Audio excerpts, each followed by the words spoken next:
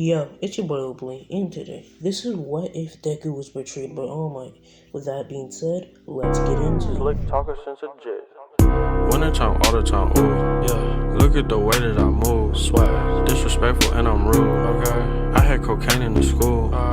Winter one hell of a kid. I am smoking gas, jogging. We start this off during a deadly conversation with this man Shigaraki and Deku. Deku being, young and answering to Shigaraki's questions. Shigaraki would ask him, how long has he been here and how did he get here? Deku would perk up and actually answer him.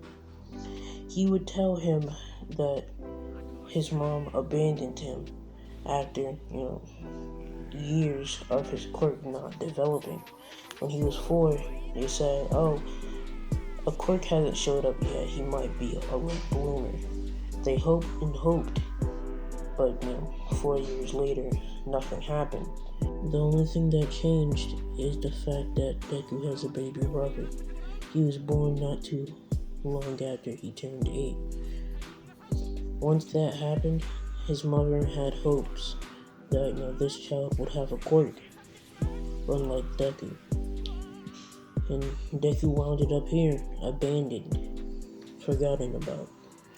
Deku urges to continue his tale, but Shigaraki cuts him off, and he tells him that there is a way with a man he knows, a man who will give him power, a man who will show him. What does he really have to lose at this point, he thinks to himself as he hesitates to speak any longer with Shigaraki. It may be a shady deal, but this is the only way. He takes his chance. He takes the leap of faith. And we wind up here, 6 years later. But now, everything has been commenced. Their plan to destroy Allmight has begun. As Shigaraki and Midoriya on top of a building, looking under them, seeing the city that will soon crumble beneath their feet, Shigaraki would begin to tell Deku that the day would soon come where Deku would be able to take All Might's quirk, and Shigaraki, he will be able to get All for One. As Deku's response would be short, he would tell him, I hope so. And he would also inform him on how he will soon be living a double life.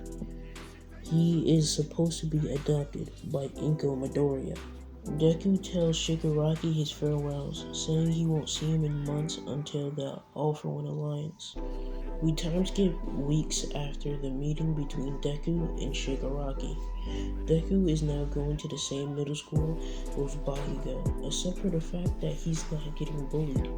Bakugo would try to bully Deku once or twice, trying to tempt him to see if he had a quirk with his ignorance, but Deku would not even bat an eye at his existence. Regular life has basically been seen as a distraction to Deku, so basically he usually comes by All for One's warehouse after school, and just chills there and looks at the specimens that the Doctor and All for One are creating. And he sees Nomu prototypes, and he sees the perfect Nomu, the prototype that they're trying to make. It's called a Noboro, a perfect Nomu, basically. It still has a human body with human intelligence, and it still contains all of its quirks. It's basically seen as the ultimate Nobu by basically everybody in the All for One Alliance. Deku hears a familiar voice as he walks from the corner. As he says, well, look what we have here. Deku, how you been? As Deku would see Shigaraki, he would give him a quick handshake, telling him that regular life has been kinda boring, and he's just happy to see him just being here. He asked him what he's been doing over the last 3 weeks or so, and basically Shigaraki has been telling him all about how he has been finding more people for the Alliance. Basically having them just makes it much better. just like this main team. He had taken one of the patients from a mental facility. She had been in there for the past 5 years. Her name was Toga. And ever since her quirk has activated, which has caused her to have a horrible bloodlust. She ended up hurting her mother after an incident with her hand. It was cut and blood was bleeding. And of course, this was what set it off. Ever since then, she has been in the mental hospital. It was during Toga's outside regiment shift, where through one of the building holes, a man was talking to her. She peeked through and seen Shigaraki. Shigaraki had told her that she could do anything she liked as long as she joined him. Toga was hesitant. Shigaraki could tell that she wasn't going to do it since she has been on that medication to stop her quirks from working. Or not from working entirely, but being nullified. And that's where Shigaraki pulls out a weapon. He stabs himself in the hand, and she gets a flashback to where similar thing happened to her mother, and she just went crazy over it, basically.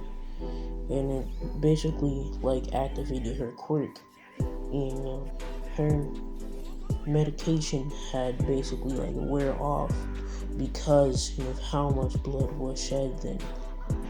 And basically it just overpowered the medication itself. So basically Toga was led into the All-For-One Alliance due to the bloodlust that she had. But afterwards she had realized what had happened, and she really did not care as long as she could do whatever she wanted. That's where Deku cut him off during his story. So he asked, well, was there anybody else that you found? And by the way, can you specify what her quirk actually is? Shigaraki would perk up and actually answer. He would tell him that her quirk actually works like this, that if she smells blood, she'll instantly go for it and try to find it. If she tastes it, she'll be able to basically copy the quirk itself and copy the person's appearance. She hasn't been able to use her quirk, and she's actually in a training facility with one of her other Alliance teammates twice. Deku questions Shigaraki about Twice, and he tells him that Twice was actually on the run from the police because his disorder actually drove him insane, and his starting fucking up, and basically he ended up splitting himself, and he doesn't know if he's the original him or that he actually killed his original self and he is living as a clone. He doesn't know which one is which, so his personality will switch up mid-sentence and talking to him. But Toga is messed up and so is he, so they can get along pretty well. He had asked him if there's any more, and Shigaraki would tell him that he was looking for one more, but he hasn't found him yet. And he asked if that he could accompany him on this adventure to find this man, Kitagiri, I'm pretty sure his name was. He told him that his quirk is kind of like a vapor, and he's actually trapped in a maximum security prison. And the reason is because his quirk is literally vapor and his whole body itself is vapor. So it's not that he's amazingly strong or anything. It's just that he could easily slip out.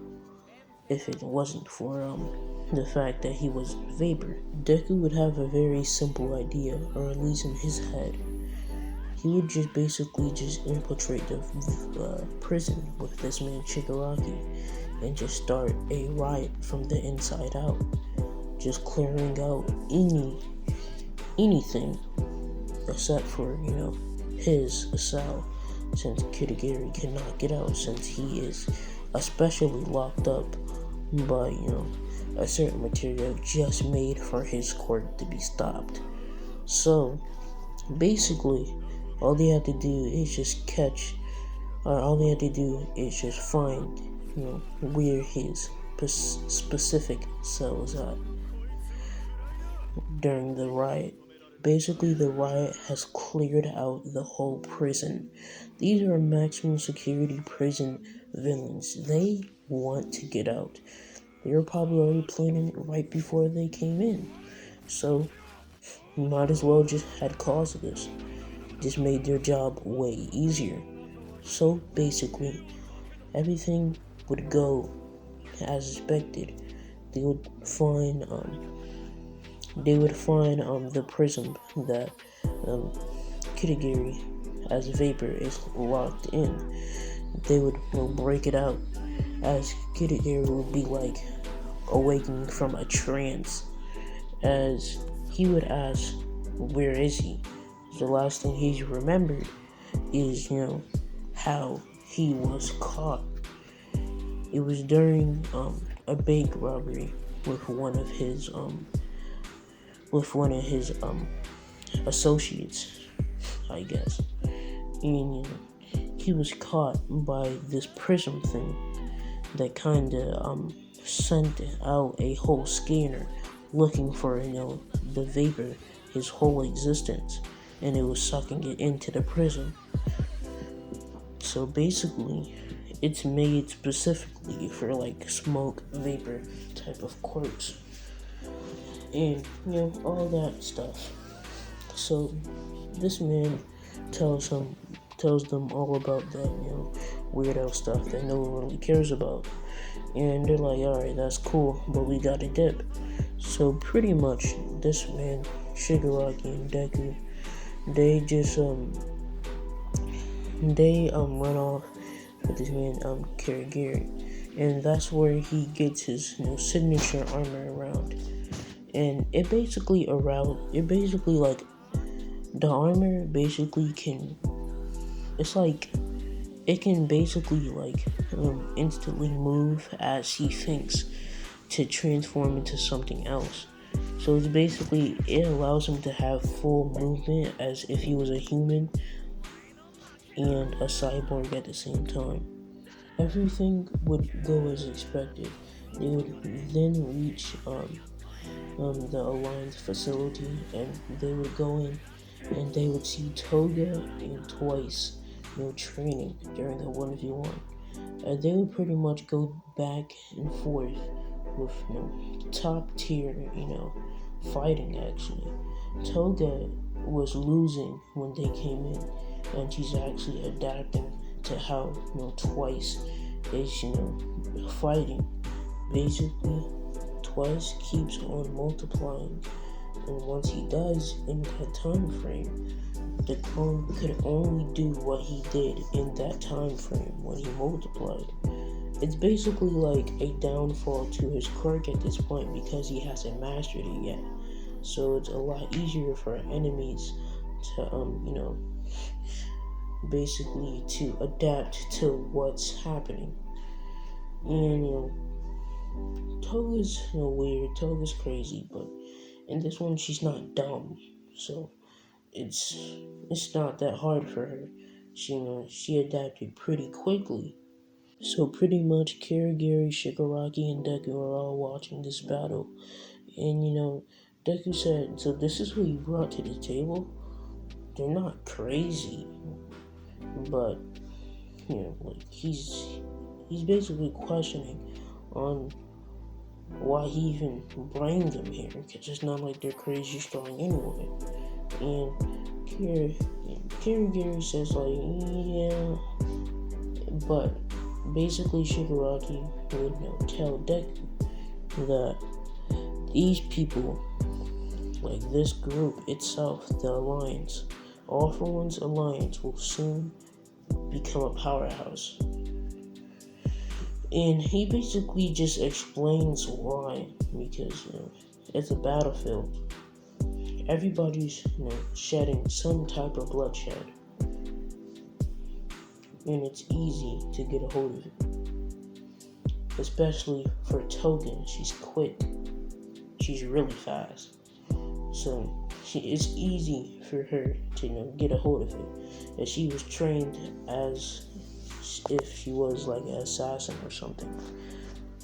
She should easily be able to get the blood and use other people's quirks. If Twice starts multiplying objects and other things, he can make multiples of himself with weapons and take down entire armies by himself.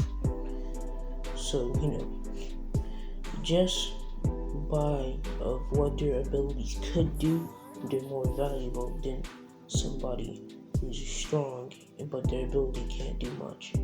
He tells him, look man, that's great and all.